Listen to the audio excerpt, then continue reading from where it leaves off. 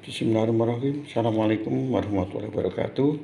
Tapi pun adik-adik mahasiswa PI 3 yang saya banggakan, mari kita panjatkan bersyukur kepada Allah atas limpahan nikmat kesehatan sehingga pada pagi hari kita bisa melaksanakan kegiatan web webinar pertemuan yang ke-8, pertemuan terakhir pada semester ini.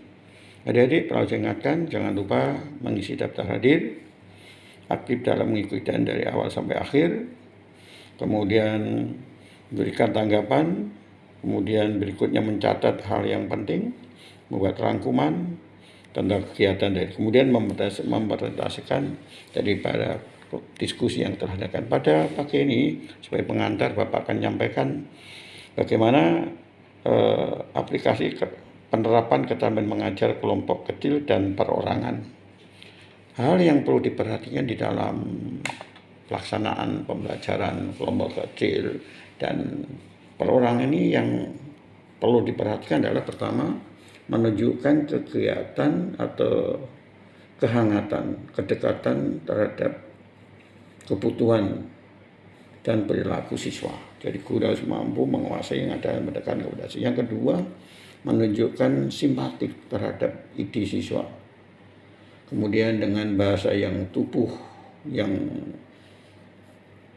memperlihatkan bahwa kita ini sungguh-sungguh mendengarkan apa yang diminati oleh siswa, kebutuhan siswa. Kemudian yang berikutnya juga memberikan respon positif terhadap buah pikiran siswa yang berpendapat, mengajukan usul, curah pendapat diterima dengan baik. Guru memberikan respon yang positif. Yang berikutnya memberikan kepercayaan kepada siswa yang mampu, punya kemampuan lebih. Jadi dia kepercayaan berikan sebagai tutor sebaya dalam rangka melaksanakan kegiatan dalam proses pembelajaran. Kemudian menjadi fasilitator dalam proses pembelajaran tanpa mendominasi. Jadi kita hanya sebagai fasilitator saja, guru dipercayakan kepada anaknya. Kemudian yang berikutnya juga menerima perasaan siswa. Menerima perasaan siswa dengan pengertian dan keterbukaan. Kemudian berusaha mengendalikan situasi sehingga siswa merasa aman, penuh pemahaman, merasa dibantu, serta merasa menemukan alternatif pembelajaran yang dihadapi. Kemudian yang berikutnya yang perlu diperhatikan di dalam pelaksanaan proses pembelajaran keterampilan mengajar kelompok kecil maupun perorangan itu antara lain adalah memberikan orientasi umum. Jadi sebelumnya guru menjelaskan tata cara pembelajaran kelompok kecil dan kelompok orang dijelaskan secara umum.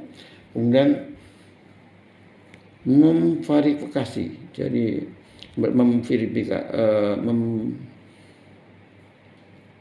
memvariasikan kegiatan di diskusi kelompok observasi ya. Si kelompok ini agar aktif bagaimana. Kemudian membentuk kelompok yang tepat.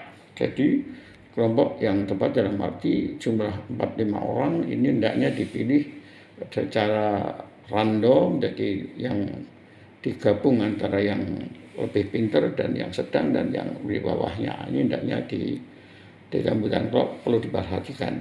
Mengkoordinasikan kegiatan dengan melihat proses siswa, keberadaan siswa, memberikan perhatian pada tugas-tugas yang kebutuhan yang dilakukan oleh siswa. Kemudian yang berikutnya mengakhiri kegiatan dengan klimatisasi kulminasi atau produk laporan. Jadi hasil dari diskusi ini hendaknya ada produk, menghasilkan suatu produk yang jadikan bahan, merupakan hasil karya daripada anak-anak kelompok kecil maupun kelompok perorangan. Yang kemudian yang perlu diperhatikan juga, seorang guru mampu membimbing dan mempermudah belajar. Pertama, memberikan penguatan yang tepat kepada siswa. Materi yang telah dijelaskan, materi diskusi diberikan penguatan garis besar sehingga siswa lebih memahami. Kemudian melakukan supervisi di awal ada pretest, post test ya, kemudian pretest. Hasilnya akan diketahui jauh mana keberhasilan dari pelaksanaan pembelajaran. Kemudian melakukan supervisi proses di dalam pelaksanaan belajar, kita mengamati proses pelajaran diskusi sehingga berjalan baik. Kemudian melakukan supervisi ya, memberikan panduan, memandu daripada proses pelaksanaan daripada pembelajaran baik bentuk kelompok kecil maupun besar. Kemudian yang perlu diperhatikan lagi adalah merencanakan dan melaksanakan kegiatan belajar itu. Kita pertama membantu siswa menentukan tujuan akhirnya apa, ya, dijelaskan. Kemudian merencanakan kegiatan pembelajaran, kemudian bertindak sebagai fasilitator, kita menjadi sebagai fasilitator dalam proses pembelajaran. Kemudian membantu siswa menilai penerapan, pencapaian dan kemajuan daripada pembelajaran yang telah dilakukan. Itu yang perlu diperhatikan adik sekalian. Jadi saya selamat berdiskusi. Mudah-mudahan pertemuan terakhir ini membawa manfaat positif, meningkatkan kompetensi kita sebagai seorang guru menjadi guru yang profesional. Selamat belajar, selamat diskusi. Mudah-mudahan sukses selalu. Terima kasih. Silakan kelompok yang akan menyampaikan materi diskusi, kemudian nanti kita adakan tanya jawab, tanggapan, kemudian berikan kesimpulan. Terima kasih. Assalamualaikum warahmatullahi wabarakatuh.